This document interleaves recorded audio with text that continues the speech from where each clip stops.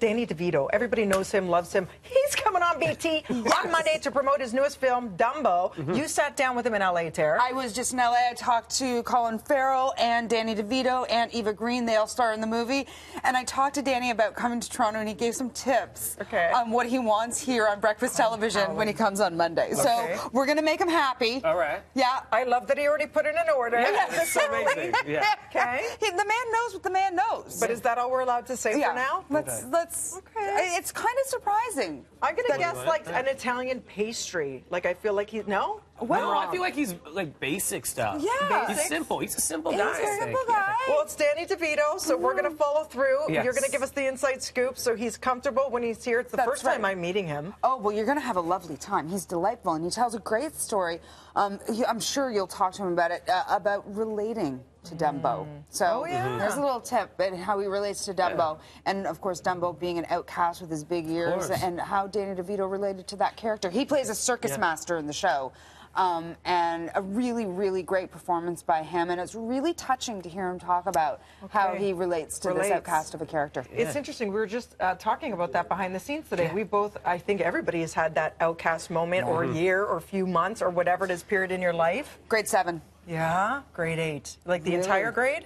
Yeah, it was not a good year. Things were not, people were mean, bullying, and it was a tough year. Lots of days that it was hard to get up and go to school. Yeah, same. So to think that we're all here now doing what we do, sometimes it does make you dig deeper and figure stuff out. It sucks, but make sure you talk to somebody, because I didn't. Did you? No, I mean, back in those days, people didn't talk about bullying. It was just what kids were doing. Yeah. That's right. It's just, playground, schoolyard stuff, and you didn't really talk about it to your parents. So I'm hoping that now for kids that conversation is opened up and they're able to be honest if they have a bad day at school and why they had a bad day at school, and parents can give them some tools to cope.